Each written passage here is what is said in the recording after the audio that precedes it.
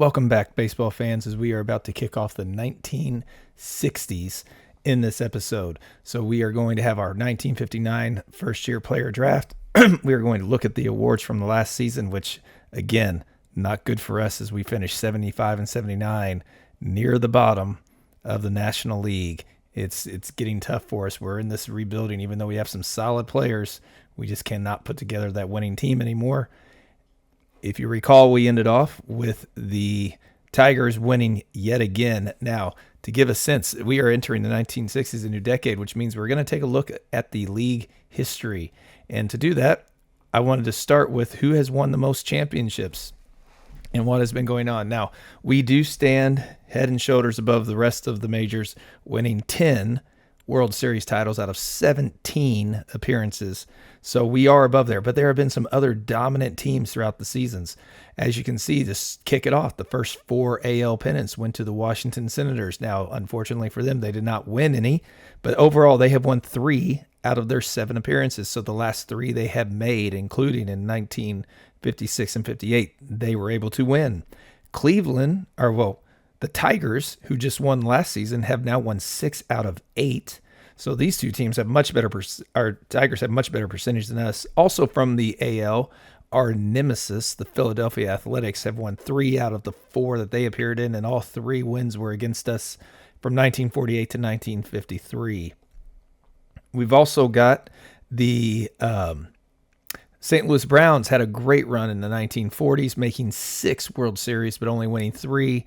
They defeated us in 1943, and only winning 2, and defeated the Cubs in 1946. We were able to defeat them on 1 occasion, and the Reds were able to defeat them and the Dodgers as well.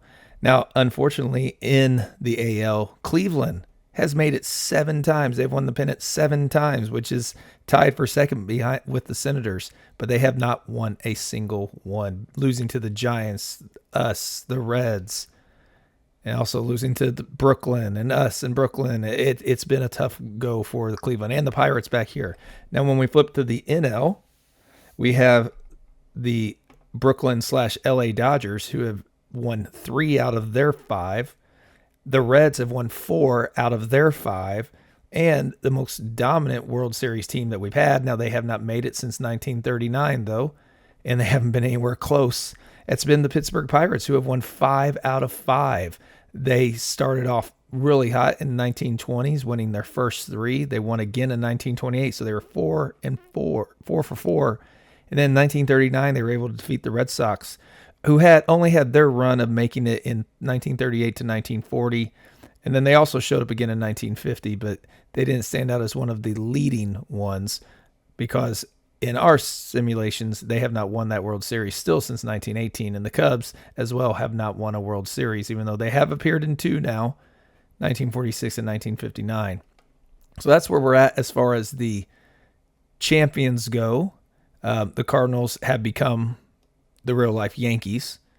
Now, when we look at the records, as far as single season and career and such like that, now let's take a look at career.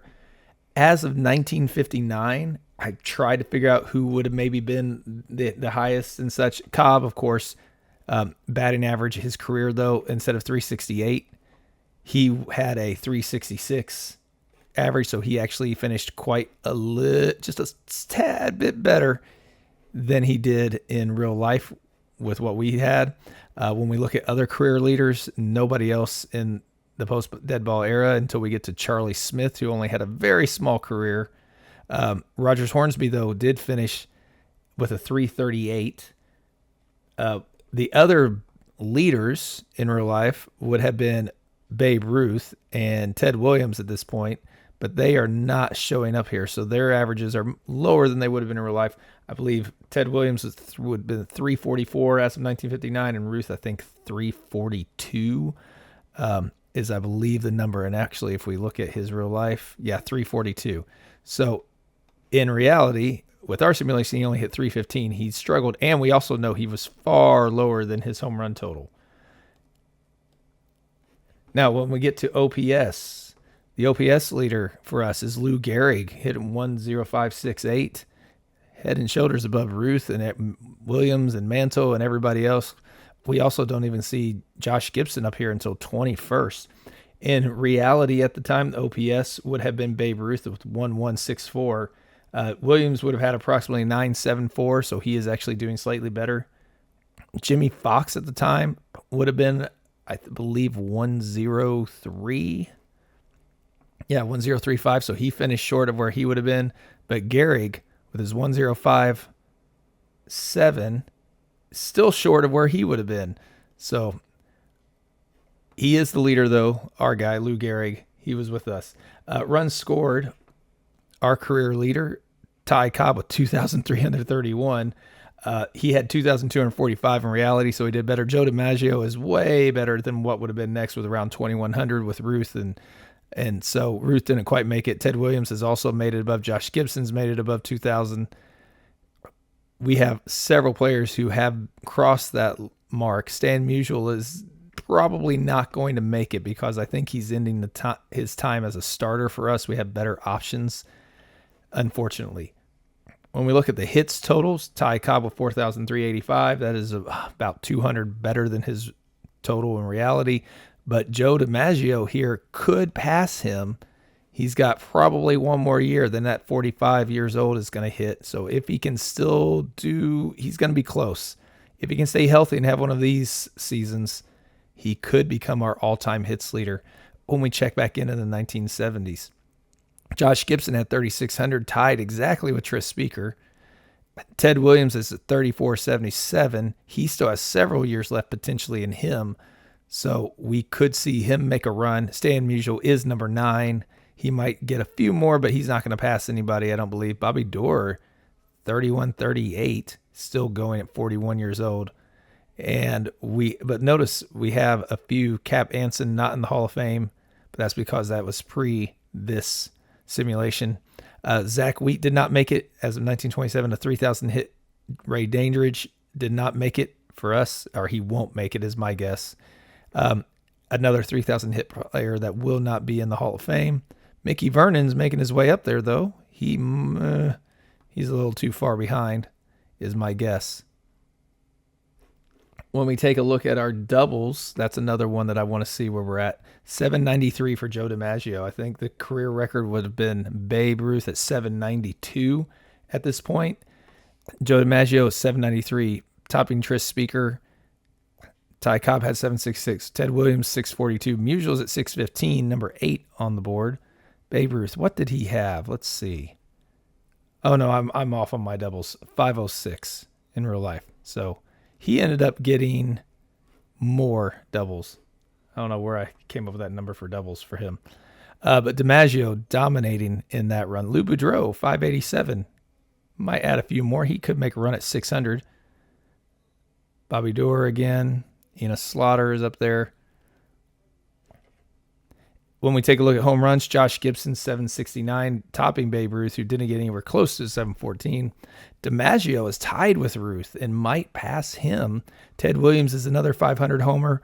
Greenberg almost got there for us. Ralph Kiner is well on his way potentially to, well, no, he's starting to slow down a little bit. That defense might see him sitting out. Just like Musial is only going to get 733, a little bit more potentially. In reality, 475. Again, these guys are coming up at this period where we experienced a lull until the mid-1950s. We really experienced a lull in home runs, individual home run totals. Monty Irvin with 301 is sitting 14th, though. Eddie Matthews at 289, 16th, and we know he's going to pile on quite a few more. Campanella got the 17th. Bobby Thompson is number 19 on the list. Gil Hodges and Willie Mays are already showing up, and they've not been playing as long because their totals are jumping up there as well. Joe Adcock as well. So I think we're going to see quite a few more names starting to climb this list and reach that 400 or 500 total and push a lot of these guys down potentially. When we look at RBIs, Josh Gibson dominating with 2,500, but DiMaggio is not that far behind. Babe Ruth did not get to his RBI total. He missed out by just about 20 or 30. Ted Williams is over 2,000. Musial got close. Again, I don't see him. We could let him play some more, but those numbers, he's not going to be this main starter, which is why I don't think he's going to add more to his total. And then Bobby Dorr, he's going to be a Hall of Famer At this rate, he had 2,000 hits in real life, 1,200 RBIs, 1,000 runs. But he's just getting a lot more playing time, I think. Because, again, with us turning off real life retirement years and making that up to date, some of these guys are just going till they're 45 or so years old. Then when we look at stolen bases, 912 for Billy Hamilton. Ty Cobb, 882, right around what his real total would have been. We have nobody else probably anywhere close to threatening. We have not seen stolen base totals at all do well. We're not to that era. We're getting close, though. We're going to start seeing a few more. In the ERA categories, Ed, we've got no one really showing up. Oh, Babe Ruth, but he was done pitching before the live ball era. So we're not going to see anybody ERA. When it gets to wins, 511. Did anybody get any close to challenging that? Grover Cleveland Alexander with 367. We do have Ray Brown with 1953. Ray Brown pitching for the Cubs in Philadelphia, getting to 344. 2,000 strikeouts. He was a Negro League player. Very good player as well. I don't know anything about Ray Brown, though. Bill Foster, I'm familiar with, and he had a good career. Lefty Grove for us, 309. Carl Hubble was for us. Lefty Bo, 286. Pushing for that 300. He might get that this season. Warren Spahn at 283. We're hoping he gets that. 17 wins would be amazing. Luis Tiant, our guy. Martin Dihigo. So we had lots of wins. Spud Chandler with 237. Reality had 109, but what a dominant pitcher he was for the Yankees from 37 to 47 in that decade. Look at the ERA for some of these seasons. We know he was showing up all the time in ours, and he dominated for the Yankees in our simulation. Finally, when we look at saves, 257, this is well above what would have been the record, I believe, at that time. So our saves, Joe Cascarella, Reality had 8. Jumbo Brown, who I'm trying to get into the Hall of Fame, Reality had 29. Saves weren't really a thing going on. Now, they didn't even start getting recorded until, the 1960s, I believe. Hal Newhouser, who has reinvented himself, Ballplayer Gonzalez, Harry Eisenstadt. Newhouser could add more. I don't know. He looks like he's slipping a little bit. Clem Levine is still active. Farrick and Joe Dobson, Narleski. Strikeouts, Walter Johnson. Lefty Bo is actually challenging that. He's 400 away. Page got up there really close to 3,000. Feller couldn't make the 3,000 mark. Lefty Grove. Who else? Anybody else? Johnny Rigney. He's had quite a few. Warren Spahn is working his way up the charts in 14th. And that Alivo's been a name that we have seen several times, getting started a little late, but he's past the 2,000 mark. Hal Newhouser is close. Donoso is getting close. Billy Pierce, still only 32, so he's got a chance to put up some more numbers there. That's where we're at on some of the major ones. Single season leaders, we don't have anybody that has taken... strikeouts per 9, Herb Score. He has taken over the single season strikeouts per 9 record, but now, see here, he is not getting to start anymore. The Ks per 9 is still high. Kind of want to take a flyer and see if we could get him. But this is also the era where he starts to really drop off on that Ks per 9 as well. So don't really want to press it and see it fall flat in our faces unless we could get him on the cheap. No new single season records for us in the hitting. We do have in the 1950s Ted Williams leading with 162 walks and Dick Stewart getting the not so great record of having the most strikeouts. Now, when we look at the player awards from last season, before we get to the draft where we're actually going to get a pretty decent pick, I hope, we will see as far as Gold Gloves go to Diomedes Olivo, For the AL, Yogi Berra again, George Crowe, Artie Wilson, Eddie Matthews, Woody Held, Bill White, Jim Landis, Andy Pafko. NL goes to Joe Nuxhall. Campanella getting yet another one. What is this? 15 times. Vic Power, Ken Boyer getting another. Ashburn, Felipe Alou. Reliever of the year went to Hal Newhouser unanimously, 26 saves. NL goes to, actually, that is one. We'll go back and check in a second.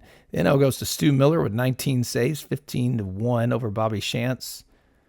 Silver Sluggers go out to Lino Donoso, Sherm Lawler, Bill Skowron, Pete Runnels, Eddie Matthews, Woody Held hitting whopping 224, but 24 home runs. Orlando Cepeda getting his first one, 31 home runs and 302 average. Tito Francona, who had the batting title, 375. Jackie Jensen, 37 home runs out in right field for the Tigers. NL goes to Warren Spahn, Elston Howard, Joe Cunningham, Jackie Robinson picking up another one. Is he going to have a shot at the Hall of Fame? He will be right on the border there. Depends what he does these next few years. Harmon Killebrew, Ernie Banks, Frank Robinson, Mickey Mantle, Hank Aaron. What a star-studded power lineup. No wonder the NL has been winning more World Series. Benny Valenzuela with 7 first-place votes, beating out Whitey Herzog in his 9 first-place votes. 267 average, 19 home runs, 77 RBIs. Whitey Herzog, not as much power. NL Rookie of the Year goes to Bob Gibson. Oh, that one's going to hurt not having him. Hobie Landreth for us. 39 games that we traded. Oh, that's right. We traded for him partially through the season. So he is starting for us now at catcher. He hit 280 for us. Wanted to give him a shot because we needed somebody else to. I think Campanella's time is kind of up. AL Cy Young goes to Camilo Pascual, who had a dominating season. 2.76 ERA, 24 wins, 232 strikeouts. NL goes to Sam Jones of the Reds, beating out our guy Hoyt Wilhelm, who had a stellar season. I mean, they are almost identical in what they did. So tip the cap to him. Warren Spahn picking up 1 point. MVP goes to Tito Francona, beating out Bill Skowron. So the usual heavy hitter names didn't even get a first place vote this time. In the NL, Mickey Mantle beat out Hank Aaron. Mantle had a heck of a career, or a heck of a season. So did Hank Aaron, though. I'm surprised Mantle actually beat him like that. Kim Boyer for us getting some more votes as well. And Rocky Colavito. I do want to take one quick look at the saves record. I might have missed that for single season saves. 1958, yeah, and games pitched. Turk Farrell in 1959 this last season. So Hal Newhouser does have the single season saves record. Marv Grissom did it the year before. So we are starting to see some of those totals now that pitchers we're getting to the era where saves are going to start to become a thing. So let's go to the first year player draft. And we are picking 6th. And when we look at the draft pool, there are some people that we can get. I've marked a few already. But Dick Allen's going to show up in this one. Tony Perez, Pete Rose, Joe Torre, Willie Stargell. These are some big-time players. And then our guy, the son of our other one, so we're going to take him if we can, Luis Tiant. He had a solid career, and I kind of want to try to get him if we can, but we'll see what we need whenever it gets to us. Because right now, when we look at our team, Hoyt Wilhelm is getting old. Bob Friend is Warren Spahn is getting up there. Robin Roberts is we don't have anybody behind them as far as the minor leagues go. We do have some pitchers on the way. We've got Jim Cat and Phil Necro, but outside of that, we're kind of sparse on a lot of these. Well, when we look at our hitters, we have Jesus Alou. We're not really big there either. But we also have already on the team, we have Frank Thomas, we have Bill Mazeroski, Kim Boyer. We also have Beta Pinson. We've got Roberto Clemente, Rocky Colavito. So we have some hitting help already. We'll see who's here for us. So let's get this draft started, see who the first players are that are going to go off the board. The White Sox with the first pick are going to take Joe Torre. Interesting. I mean, he had a good career, but to be the number one pick is kind of surprising to me. Okay. Red Sox are going to take Dick Wampum Walloper Allen. Rico Hardy goes to the Orioles. Oh, we have the Baltimore Orioles now. Do we have another new team? No. Cincinnati Reds are Reds again instead of Red Legs. But outside of that, all right. Pittsburgh adding to their stacked farm system that is not getting them anywhere. Pete Rose. And then the San Francisco Giants are going to take Willie Stargell. That was who I was maybe going to take. Tony Perez is out here, and what a career he had. Second base, short, left. He can play anything for us. First base mainly. When we look at our first baseman, Frank Thomas is 30, Seavers 32. Musial can play first. Do we get him or do we go for Tiant? That is the question. Got Jim Cat coming up.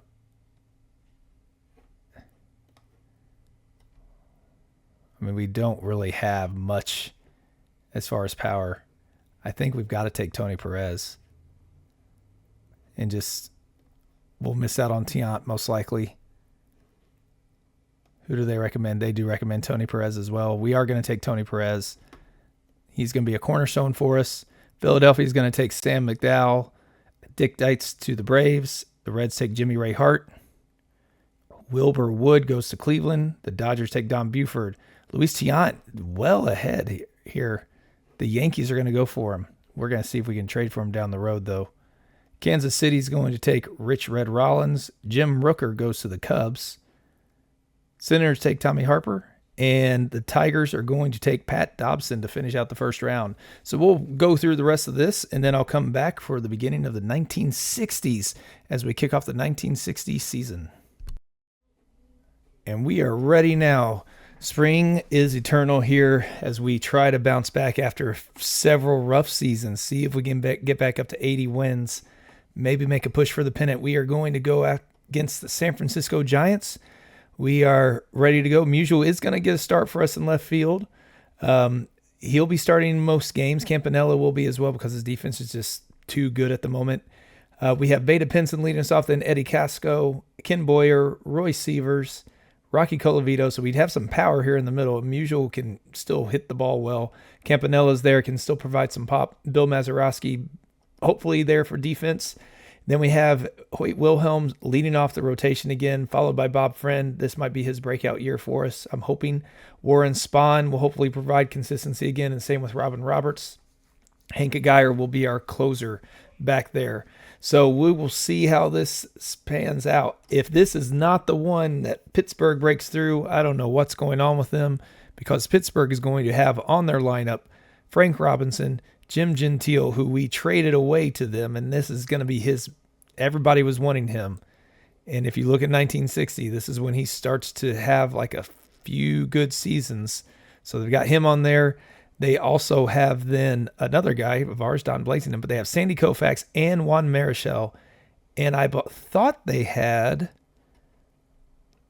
Willie McCovey also. Yep, they have Willie McCovey ready to go as well, but for some reason they're putting Jim Gentile over him. But either way, they have a team that should amount to more than what they've been doing. So we're going to hope things go well for us as we get to the All-Star break to check in on who our leaders are and hopefully see us in this top three, or top half at least, to compete. And if not, hopefully we'll be down here at the bottom so we can at least get a stellar pick, because I know Tom Seaver's coming around pretty soon. Well, at the All-Star break, things are going much, much better for us this season. We are sitting there nicely in third place, 2.5 games back. Things were looking even better for us at one point as we led by 5.5 games. We are back to our winning ways. We've got some consistency. It's mainly thanks to our pitching. And we have, for the first time, gone to a 5-man rotation. We brought up the rookie Jim Cat. We're going to see how he does. We've moved Robin Roberts back to the bullpen. We moved Lou Burdette back up for the first time into the starting rotation. Warren Spahn's on fire. Hitting wise, we're middle of the road. We've got the power. We don't have the stolen bases, and we're doing okay with runs scored. Colavito, Severs, and Boyer in the middle of the lineup. We do have both Boyers in. Cleet Boyer, who moved up because of his defense to play shortstop and hopefully provide a little pop with that. He's not doing much of that. Our 7th and 8th hitters are middle infield are there for defense. They're not doing anything offensively. Beta Pinson, though, is doing quite well in the leadoff spot for us. Pittsburgh, as you can see, is not doing anything with their talent. 21 games behind. Jim Gentile's doing all right. Frank Robinson's doing fine. Koufax has not hit that magical season yet. Juan Marichal is still not there, but man, the next couple of years are going to be very tough to beat them once they start clicking and Willie Stargell gets in the lineup. So where we are at, Cleveland is barely ahead of the Washington Senators, 2.5 games. It is a tight race between 4 teams right now in the AL. So whenever now is time to check our leaders and see where things shape up, see if anybody's got a run at the Triple Crowns or anything this time. Do we have any record-setting seasons on the way? Bill Skowron is beating our batting champion, Tito Francona, 338 to 331. Dick Stewart's leading the way over the home run mammoth that is Eddie Matthews so far, 19 to 18. Roger Maris is setting up for that spectacular, magical season that he might have next year. He's got 15 home runs right now. In reality, in 1960, he ended with 39. So we'll see, does he get, he's been pretty consistent so far with what his totals have been. So is he going to make a run at 60? We'll find out. Mantle might as well. When we look at the RBIs, Dick Stewart was 61, barely eking out Bill Skowron. Stolen bases go to Luis Aparicio, 14. Skowron with a low OPS for the leader compared to what we've been seeing, but he's there nonetheless. Is Ted Williams still playing? He is. He's only hitting 253 this year. So what about Joe DiMaggio? Still there as well. Probably his last year, if the 45-year-old thing holds up. Jim Landis with a 4-1 batter WAR. Norm Cash, 16-game hitting streak. Ralph Terry is dominating with a 2.14 ERA. We are entering the era of the pitchers in the 1960s here. Billy O'Dell with 11 wins. Strikeouts go to Pasquale with 106. Jim Bronson, Roy Face, and Clem Labine all have 13 saves, but Jim O'Toole is leading the way with WAR of 2.8. In the NL, once again, Hank Aaron is leading the way with 347. Maury Wills, who we had a shot at, but we didn't take. Wally Moon, Harmon Killebrew, and Mickey Mantle are leading the way with 27 home runs, bashing the ball. Hank Aaron's got there with 23. Does have a shot at the Triple Crown, though, because he is leading the way in RBIs with 75 over Killebrew and Mantle. Frank Robinson with 17 stolen bases, followed by Jackie and Jackie Brandt, Robinson and Brandt. Hank Aaron with a 1.036 OPS. Wally Moon at 5.5 batter WAR. Robinson had a 19-game hitting streak. ERA, Ned Garver with a 2.27. Vern Law has 14 wins for the Dodgers, while Bob Friend has 10 for us, along with Sam Jones. Don Drysdale, 129 strikeouts, leading the way over Lefty Bo. Bobby Shantz with 16 saves, but our guy Hank Aguirre are right behind him with 15 because we're actually getting wins this season. And then we have Sam Jones eking out Jim Bunning with 4.1 to 4.0 pitcher WAR. Now, when we take a look at the All-Star teams, we've got Harvey Haddix showing back up, 34 years old, having a fine season again. Billy O'Toole Pasquale gets the start. Hal Newhouser again, 13 saves, 1.14 ERA. He is a dominant closer. Yogi Berra gets the start again over Lawler. We've got Bill Skowron over Cash and Stewart, Pete Runnels, Eddie Matthews, Johnny Logan, Roger Maris beating out Duke Snyder and Jim Landis. And we got Whitey Herzog getting a start and Minnie Minoso as well. In the NL, let's see if we have anybody. We got Bo and Drysdale and Garver, Jones, Law. Warren Spahn makes it for us. Hoyt Wilhelm gets the start. For us, ball player Gonzalez is back in there having a good bullpen as our setup man. We've got Bobby Shantz at closer. Elston Howard for the Cubs at catcher. No Campanella this time around. Harmon Killebrew for first base. Roy Severs does get an all-star nod. Brooks Robinson and Jackie Robinson at second base. Ken Boyer getting the start at third again. Ernie Banks at short. Hank Aaron at left, making it his own for his whole career probably. Mickey Mantle at center, beating out Mays and Beta Pinson, who gets his all-star game. and Wally Moon in right field getting the start. So it's going to be a tight one. We're going to try to maybe make a move or two, see if we can add anything to help us out. But hopefully we're in the running here and can make another appearance and eke out over the Dodgers and the Reds. But we'll find out as we come to the end of the pennant race. Well, the season ended much better for us as we finished 83-71, 8.5 games back. We went for it. We were trying to make some moves to help our pitching and make that better. We are set up for the future, though. I will show you what we did. We were able to get not just we got Jim Bunning by trading away a load of players, including Frank Thomas, because he just wasn't getting playing time for us, especially now that we drafted Tony Perez. Traded him away. Hobie Landreth, our backup catcher, we traded away Jerry Adair, Jordy Richardson, Albie Pearson, Eddie Casco. So we gave them quite a bit to Milwaukee, but we got Jim Bunning at 28. He's going to be in his prime for us. He ended up being 7-4 with 64 strikeouts, 3.68 ERA for us, which was great.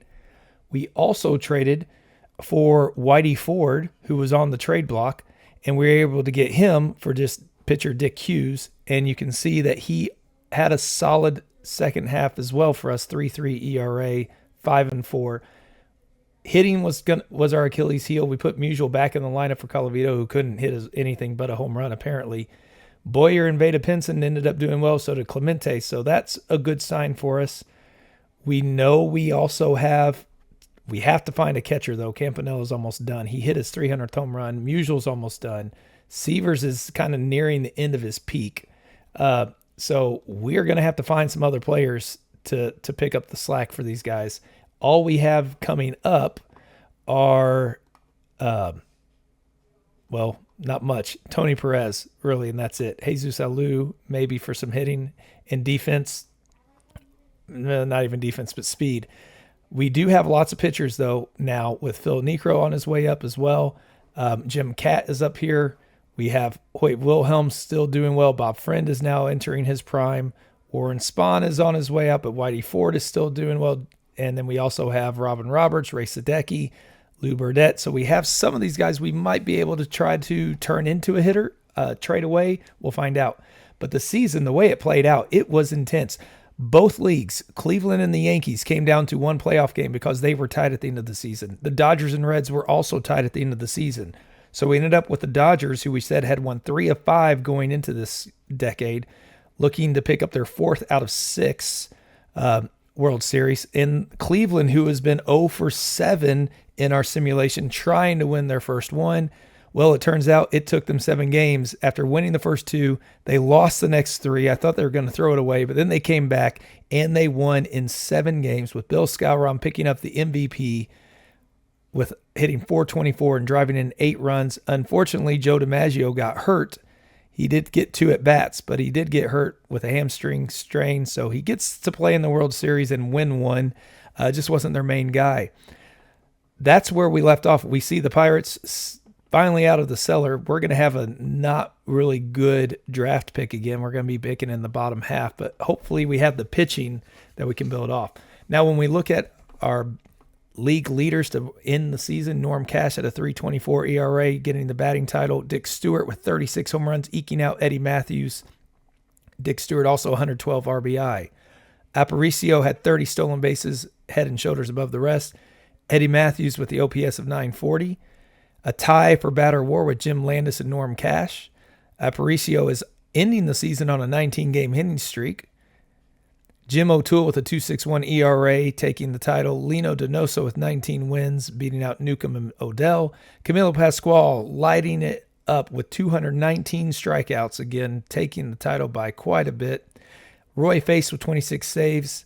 Billy Odell with a 5-1 pitcher WAR. And on the NL side, Hank Aaron once again taking the batting average crown with a 320. Came down a lot in the second half, beating out Willie Mays barely, and Veda Pinson finishing third. For us, Hank Aaron also with another 47 home runs, beating out Killebrew and Mantle, and to clinch the triple crown, Hank Aaron with 129 RBIs, beating out Mays and Killebrew for his second triple crown. Stolen bases were Maury Wills, barely beating out our boy Veda Pinson, 33-31. Aaron with a 991 OPS. Frank Robinson with a 9.3 WAR, beating out Mays and Moon, the two Willie and Wally. Ken Boyer with a 19-game hitting streak along with Brooks Robinson. Boyer had another solid season for us. 33 home runs, 105 RBIs, and 310 average. Jose Bracco with a 2.70 ERA. Vern Law with 22 wins, our only 20-game winner of the MLB. Don Drysdale with 214 strikeouts. Turk Farrell with 35 saves. And Bob Friend was able to pick up in 34 games, 6.4 WAR, but lost out to Sam Jones, 7.5 WAR. So it looks like everybody's switching to kind of the 5-man rotation for sure this time. That's where we ended off this season.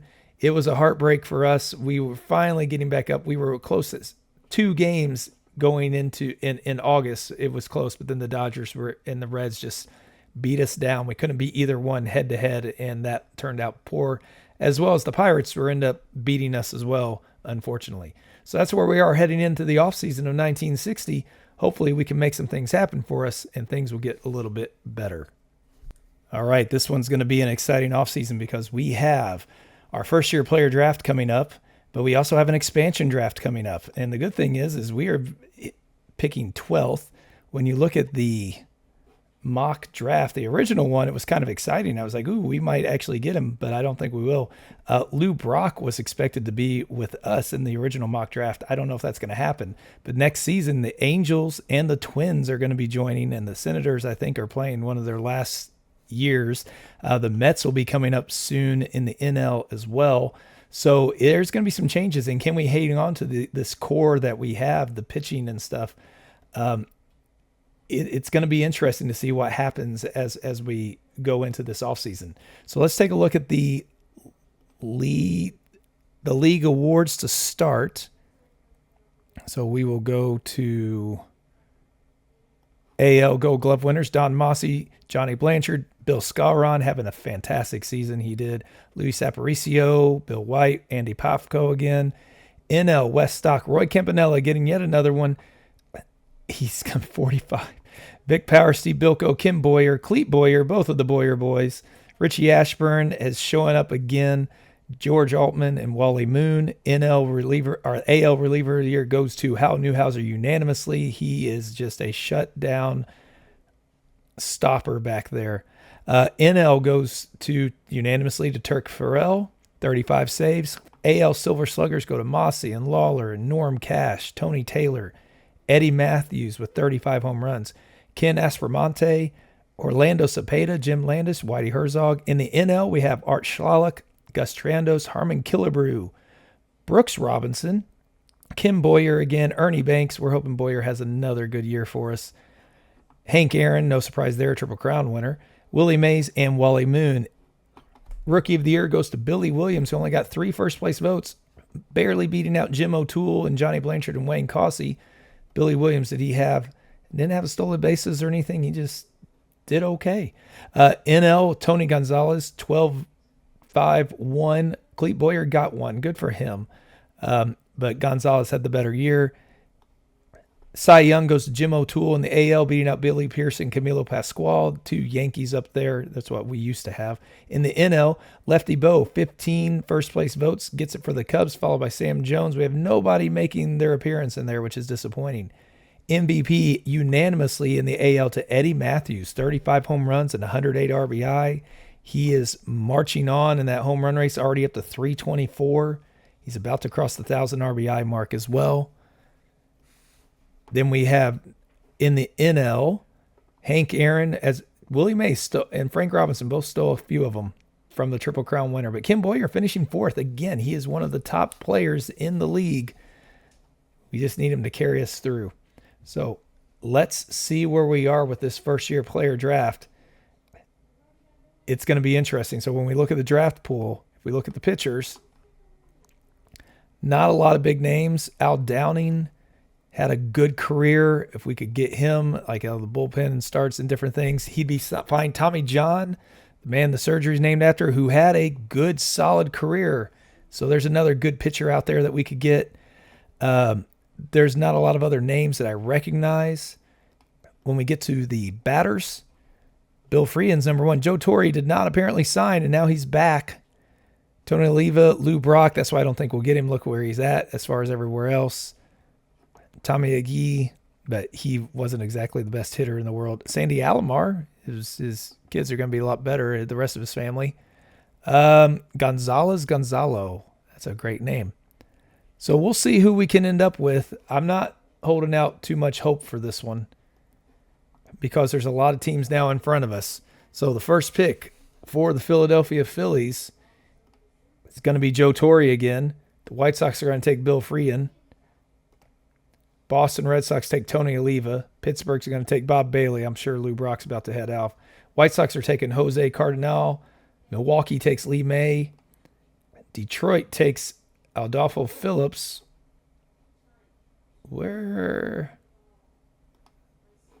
So we've gone through the first set. 1, 2, 3, 4 more to get to us. Ooh. We'll see. He's probably going to go right now to the Cubs, which would be fitting since that's who he started with. No, Jim Northrup. Lou Brock goes to the Orioles. We almost had our Cardinal hero there. Him and Pinson around the bases would have been fantastic. Kansas City's going to take Dave Giusti. Bill Robinson to the Twins. So who do we go with? Do we go with Pat Dobson, who's recommended to us? Did okay.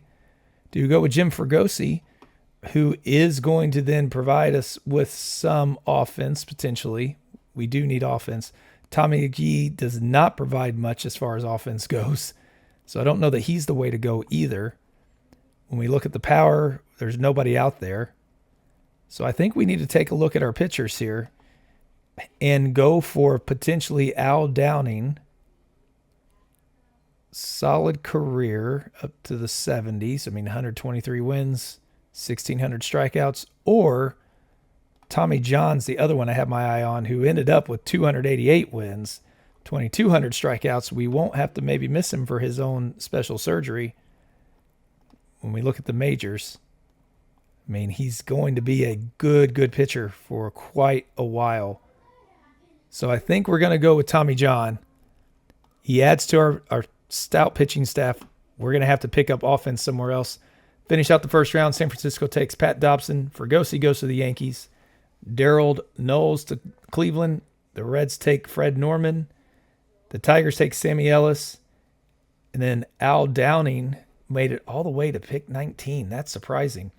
And the Senators take Tommy Agee. And then the Angels, Jack Billingham. So that brings us to the second round. I'm going to finish this up, and we'll come back and take a look at the expansion draft. All right, so taking a look at our protection list. I thought about not protecting Musial, but I don't want him to go. He's still so potential. He could go. I want him to stay a Cardinal his whole career. We got Musial, Spawn, Wilhelm, ballplayer Gonzalez, Roy Sievers, Whitey Ford, Bob Friend, Kim Boyer, Colavito, Aguirre, Bunning, Mazeroski, Clemente Boyer, and Beta Pinson. Now we are leaving Campanella out there just because he's probably only got one more year, but he's probably going to go to them as my guess. We're leaving Monte Irvin out there, even though he's still solid. I'm a little nervous about that. We're also leaving out Lou Burdett, Ron Klein, Robin Roberts. It's going to be interesting. And Roberts is one that I'm not so sure about because I know he has his little resurgence here potentially, but I feel like these are better players for us. We're going to see. It's the Angels and Senators. There's a lot of teams out there. We could look at some of the others. Or anybody else. Herb Score is out there. But again, he's kind of fallen off. Bill Daly will be out there. We'll see. So we're going to start the draft. When you look at the pitchers, best players out there, Robin Roberts is one of the better ones, so I'm sure he'll be gone with two teams picking. Lou Boudreau is out there at 43 years old. Maury Wills at 28 is unprotected. Luis Aparicio as well. That's going to be interesting. Who's the first one? Maury Wills is who the Angels are building around, and the Senators are Johnny Antonelli. Okay, so we're going to go through. We'll see if we lose anybody. I'm a little nervous on this one. Well, we did lose a few. So we saw Maury Wills go first. Lou Boudreau was picked at 43. Earl Averill at 29. Russ Snyder, not anybody, but Frank Thomas, who we dealt away, got picked. Ron Klein, we lost. And we also lost, where was he? Don Larson, and Robin Roberts. He went in round number 19, so we almost held on to him. But those are the ones we lost.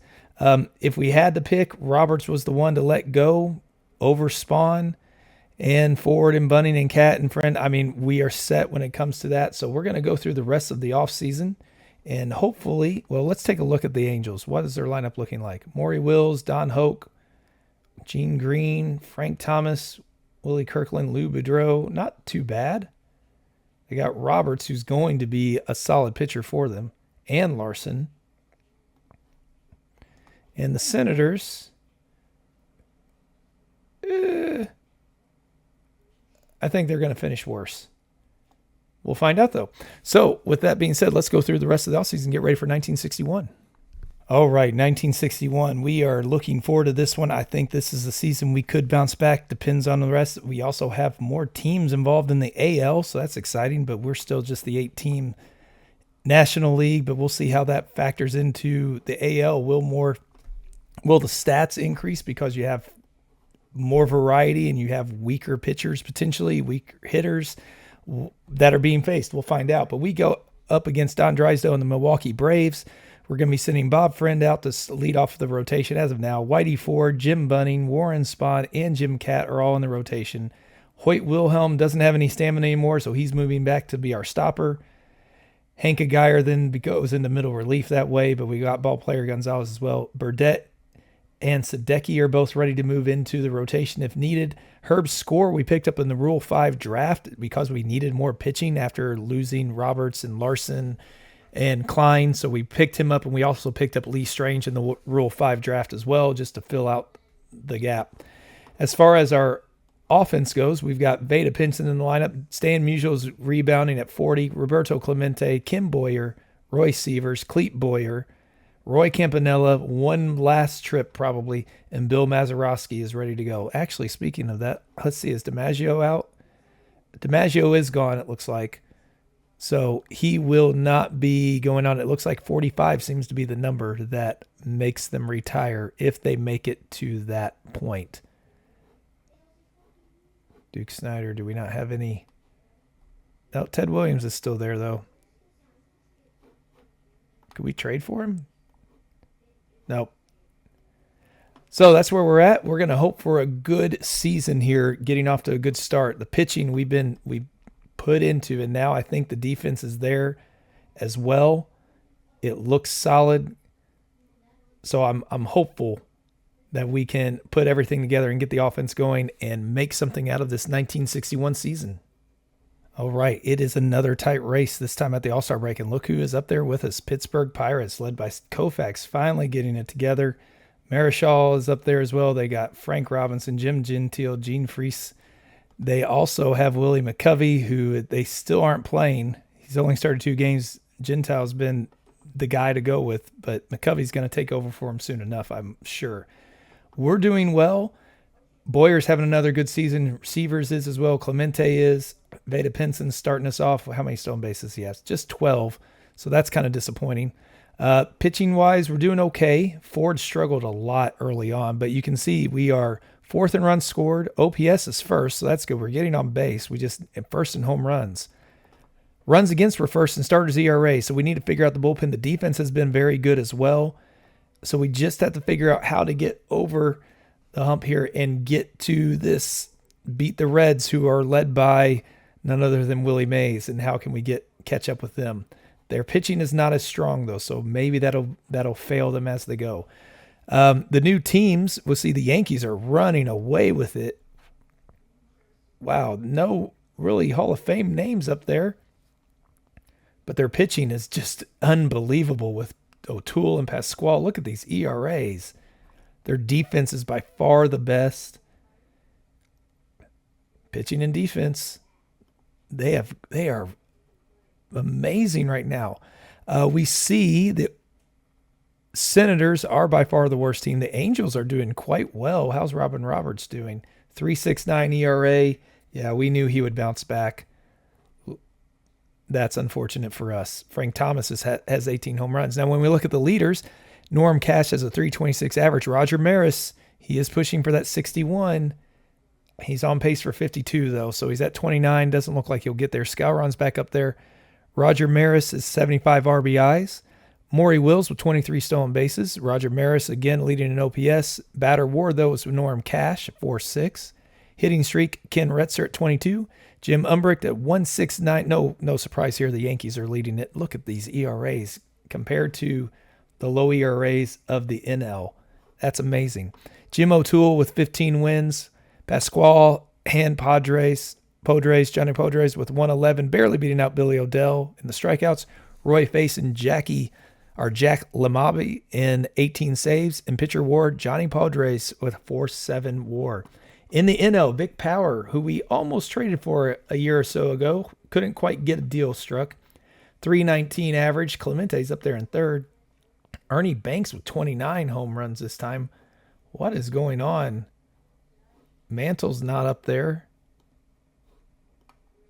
Hank Aaron and Killebrew and Brooks Robinson and Al Kaline, their pitching is just horrible. What's their defense like? Their defense is good. Wow. And their batting average is horrible. The Dodgers have just fallen off completely. But Banks is up there. Mays is in first with 74 RBI. Jackie Brandt with 17 stolen bases. Jim Gentile, 977. So he's beating out Starch. We had him. We gave him up. Severs is third, though. That's the same position he'd be playing. Mantle with a 4.5 WAR. Boyer and Pinson behind him. Clemente had a 16-game hitting streak. Ken McBride with 2.53 ERA. Art Fowler with 12 wins. Jim Bunning's there with 9. Sandy Koufax, 129 strikeouts. Lefty Bo was still hanging around at 42. Hoyt Wilhelm with 17 saves, head and shoulders above the rest. Bill Stafford and Jim Bunning tied at 3 for the pitcher war. So let's see how this rest of the season plays out as we hopefully find ourselves in the World Series.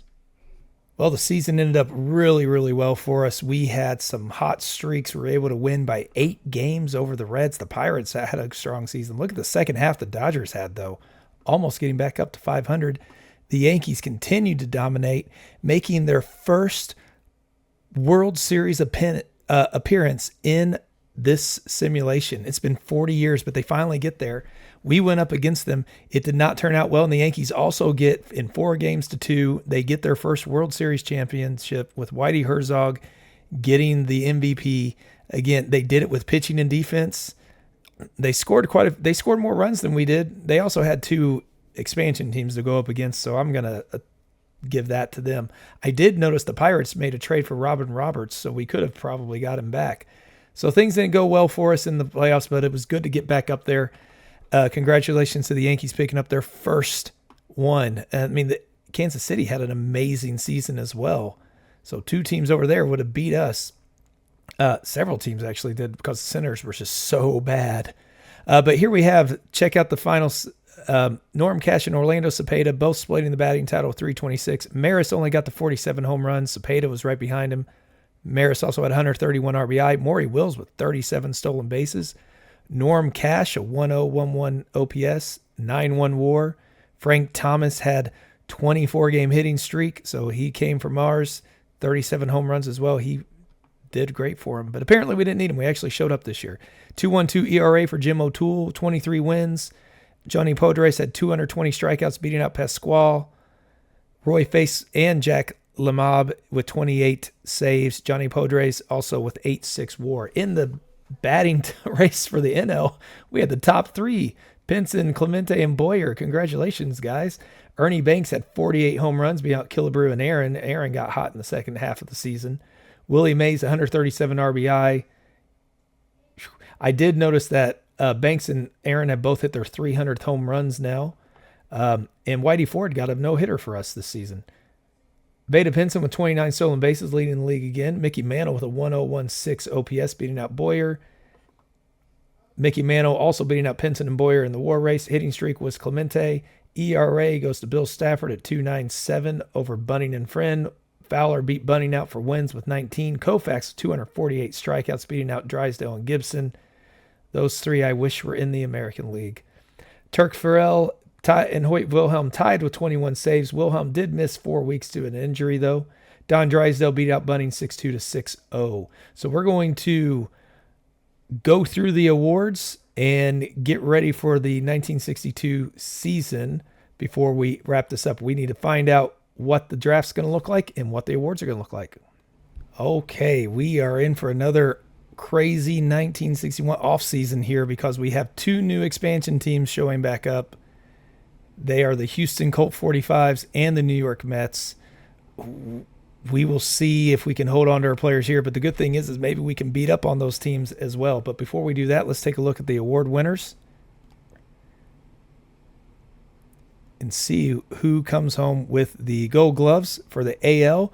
Johnny Antonelli, Elston Howard, Norm Cash, Ken Aspromonte, Jim Gilliam, Luis Aparicio, Charlie Maxwell. That was our guy that we traded away a long time ago. But he's had a okay career for them, for the Yankees, picking up a World Series title. Good for him. Kurt Flood and Lee May in the NL. Mike McCormick, Roy Campanella, who retired finally at 46 years old here. 318 in home runs, 1499, almost one RBI shy of 1,500. He ended up with 275 average, 2,500 hits, 1,300 runs. Now, in real life, he played till he was 42. Then he had his horrible car accident. And remember, he was a Negro League player before this. So he ended up doing where if he would have played his whole career in the majors, I don't see why this couldn't be at least that number, if not higher. And all of these actually fairly similar to each other. So I think that one would be an interesting to see if he really would have been able to do that. George Kell, Frank Balling, Ken Boyer for third base, Clete Boyer, the Boyer brothers again, good job. Al Kaline, Hank Aaron, and Jim Persall. The Dodgers defense in the outfield. Reliever of the year goes to Jim Brosnan for the Yankees, beating out Jack LeMaub and Lindy McDaniel. Brosnan had 20 saves, 2.41 ERA. Hoyt Wilhelm for us, unanimous selection. Good job, Hoyt, when he moves to the bullpen. AL Silver Sluggers go to Donoso, Romano, Cepeda, McCoy, Eddie Matthews with 37 home runs, Don Budden, Jackie Jensen, Jim Landis, and Roger Maris. Congratulations, Roger. Where is Eddie at? He is at 361, so there's a good chance he's going to pass 400 next season. He ended up with 512. He's got a shot to get there. He might be fairly accurate to his real performances. Pitcher Silver Slugger goes to Bob Gibson. That's fitting since he was also a boxer. Bill Sarney, Harmon Killebrew, Jackie Robinson, who's still around for the Phillies. He's got to be up there in the Hall of Fame race now. Okay. He's definitely close enough to make it. I don't know if he will, but we'll find out. He's got so many awards, too, though, and all-star appearances. He should get it. Kim Boyer, Ernie Banks, Wally Post, Mickey Mantle, and Roberto Clemente getting his first one out in right field there. AL Rookie of the Year goes to Tommy Davis unanimously for the White Sox. Had a fantastic year, 299, 17 home runs, 73 RBI. Leo Cardenas gets it unanimously for the Giants in the NL, hitting 309 at shortstop with 90 RBIs and 14 home runs. Best pitcher, the Cy Young, goes to Jim O'Toole, beating out his three teammates, 23-7, 2.12 ERA. Just fantastic season there.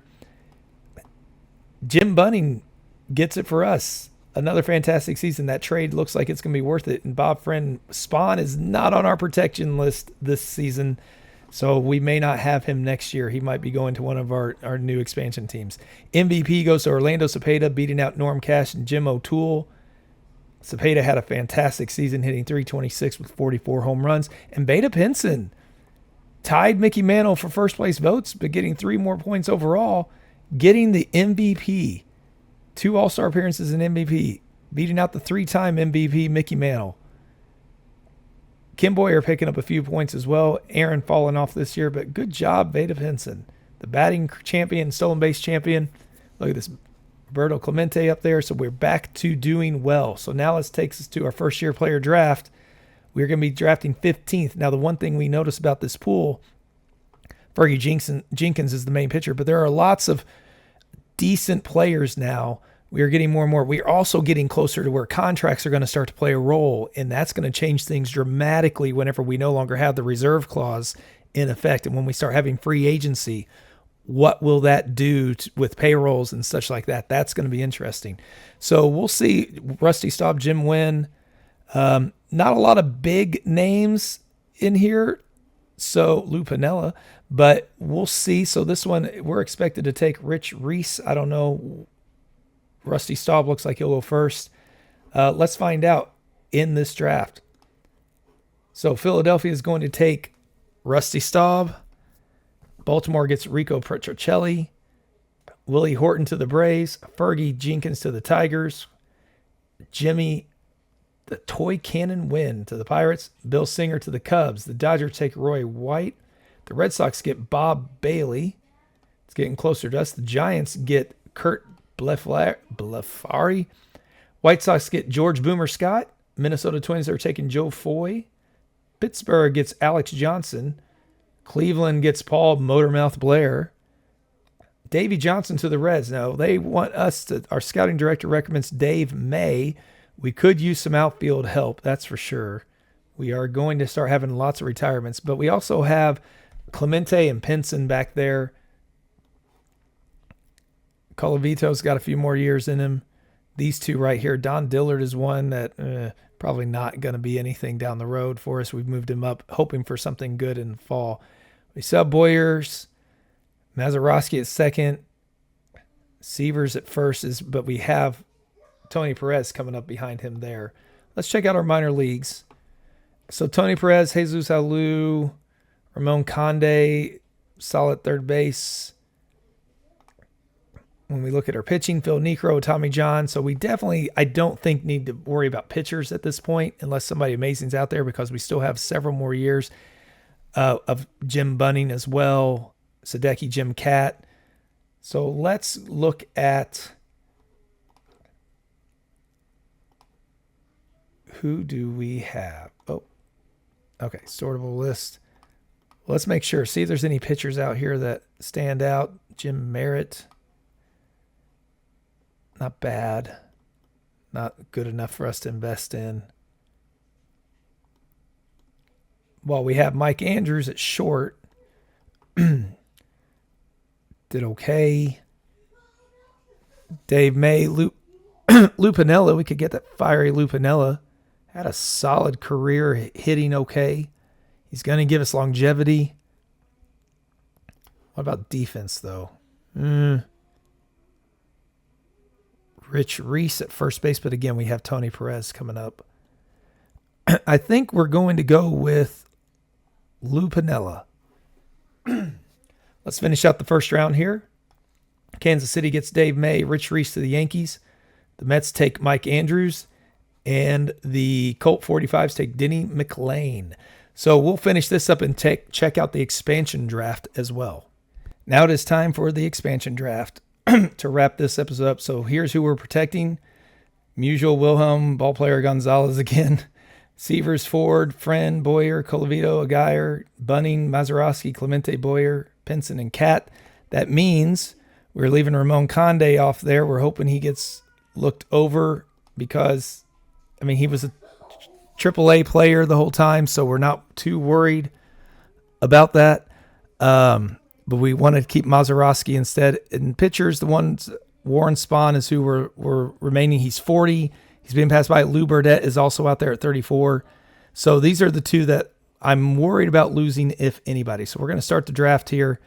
Let's see who New York, the Mets, are going to take first. Well, who is out here first overall? Pitchers. Warren Spahn is the best. He will definitely go.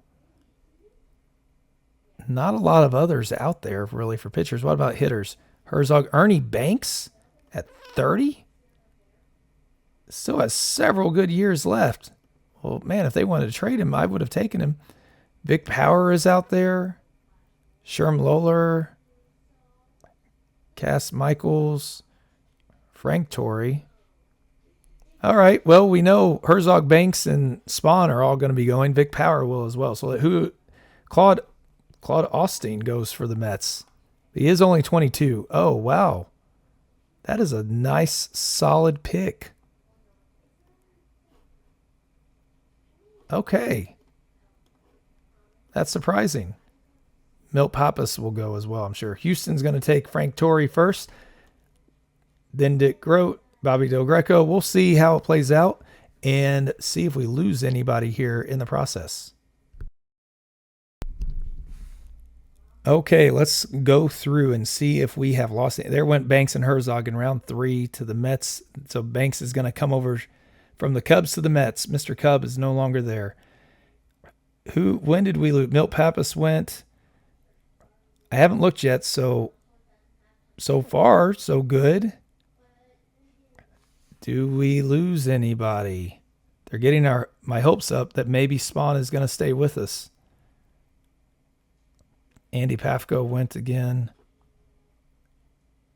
We actually kept all of our guys, so we're going to hang on to Warren Spahn. He's going to get to finish his career with us, most likely.